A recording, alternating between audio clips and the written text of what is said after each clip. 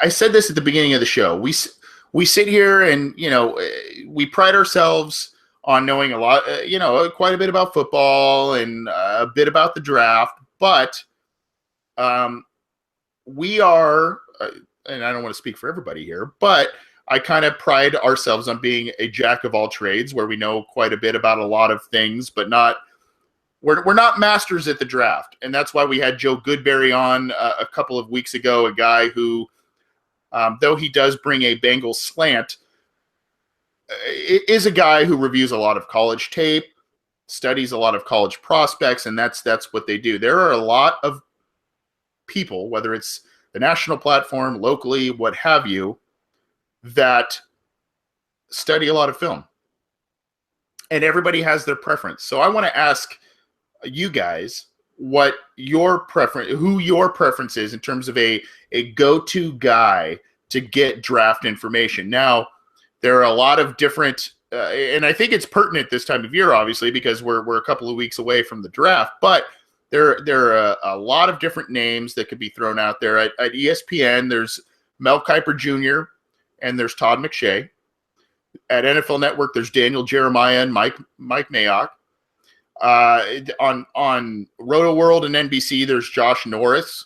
Obviously, I mentioned Joe Goodberry. There's Dane Brugler of CBS Sports. There are a lot of different names out there, and obviously, some of these guys have similar opinions. Some of these guys have varying opinions. There's Russell Baxter. There are a lot of different guys out there that have a lot of different takes, and where you can get a lot of good information on prospects that either maybe you haven't heard of, maybe you didn't watch a lot of tape on, or maybe you had some preconceived notions on a player, and these guys help clarify that. So, as a fan, as a writer for the NFL, as all of us who write for the Cincinnati Bengals, I want to ask you who your preference is. And I don't want to slight anybody, obviously, because all of these guys are paid well because they're experts. But I want to ask you guys on who your preference is when it comes to a go-to guy for draft knowledge. Scott, I'll start with you. I named a bunch of guys. I don't know if you have someone else in your back pocket there, but who's the guy that, I guess, in terms of opinion, in terms of analysis, who's the guy that you respect the most and watch closely as it comes to prospect analysis? There may be a little bit more accurate than other guys, in your opinion, in terms of their long-term analysis of a player.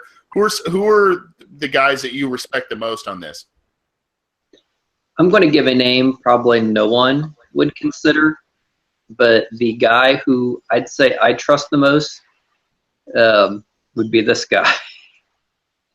And not that I'm great at it, but I think it's the engineer side of me. Like, I just don't want to accept stuff on blind faith. I'm like, oh yeah, Mayock or Kiper, whoever said this or that, therefore it's true. I think we've mentioned, especially me and Anthony mentioned, we're old enough, we've seen enough drafts, we've seen all these guys make claims that turned out to be horribly wrong on players who were can't miss picks, from the Reggie Bushes on down to whoever that ended up flopping, and guys who were dinged ended up having great careers.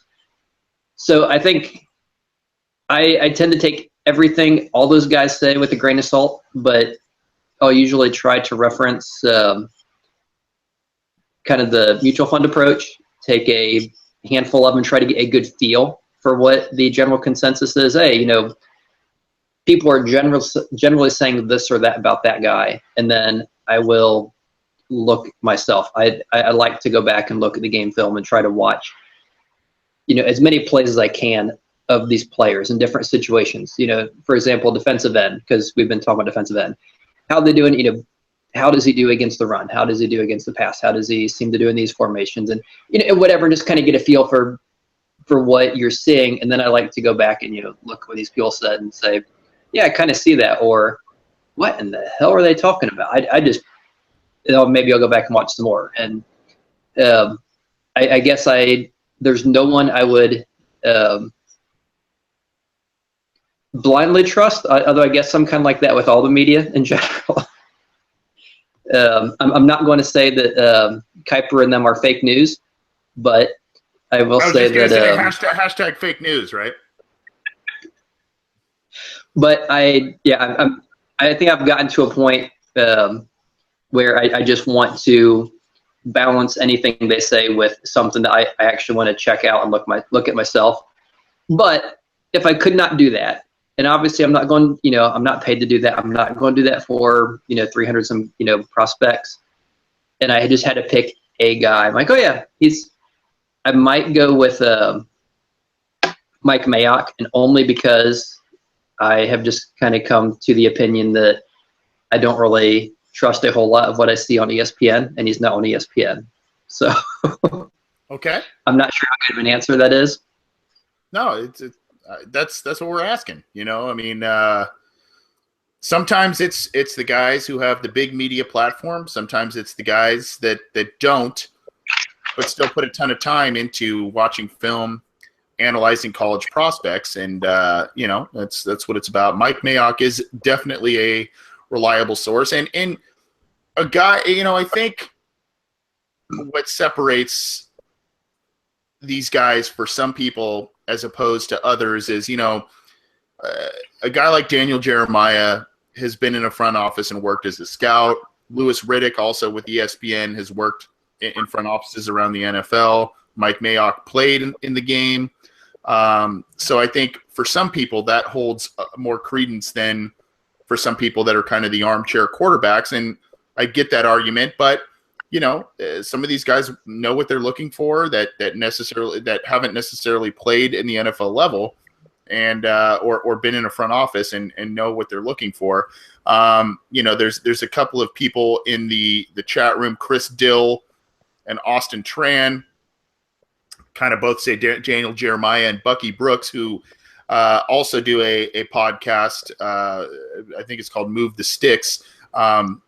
If you subscribe to that and you do that, go ahead and subscribe to ours as well on iTunes. So you can listen to both of them. Connor, your kind of go-to source or a guy that's most reliable when it comes to prospect analysis, draft knowledge, that sort of thing.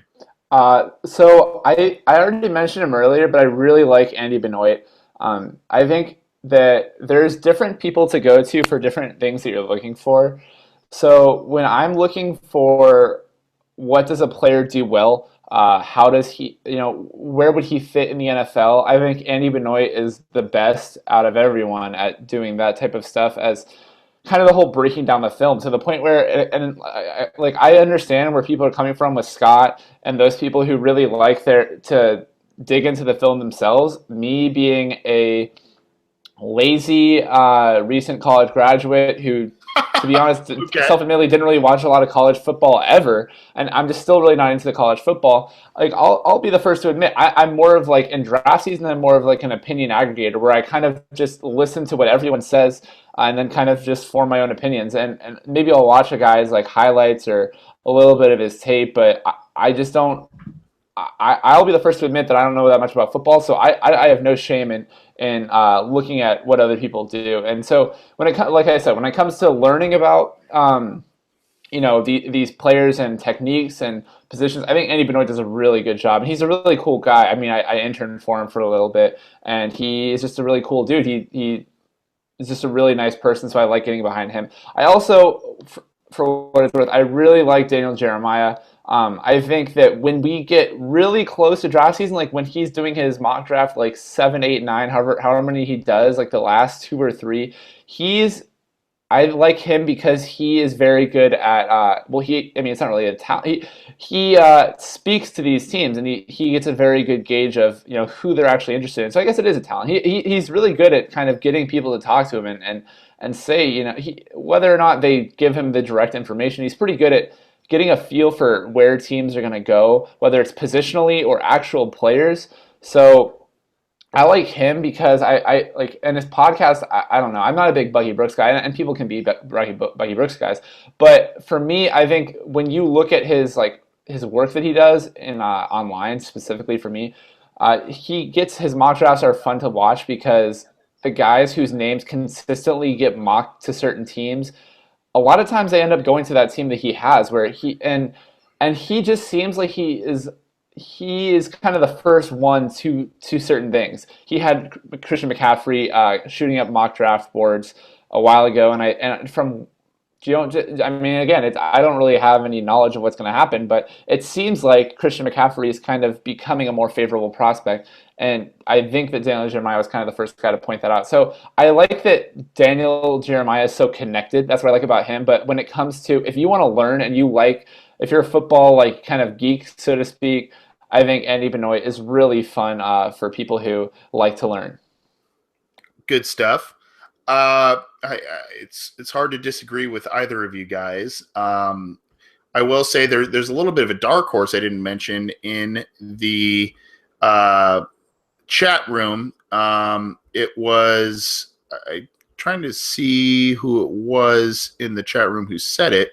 But it was Michael Myers, another YouTube chat regular. Gil Brandt, the Godfather. I like him.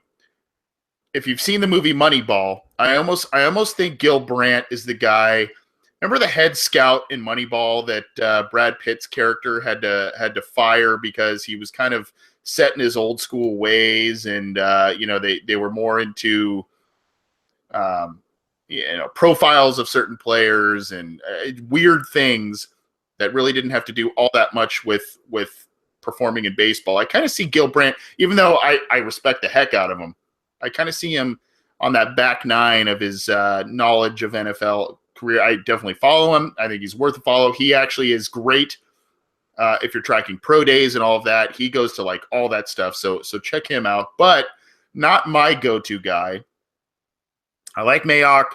I'm starting to warm up a lot to Daniel Jeremiah as you guys are. Connor, he's a San Diego guy, so you got to give him some love. Yeah, he's big team Padres guy. Yeah, gotta plug the Padres. That's right. 5-4. Yep, we were. You weren't here, but we were saying you were probably celebrating a Padres win today. So, I like those guys.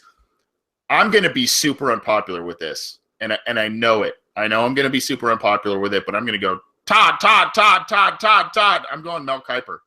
I like Mel Kiper. Guy's been doing it since 1984. He's been on ESPN for a long time.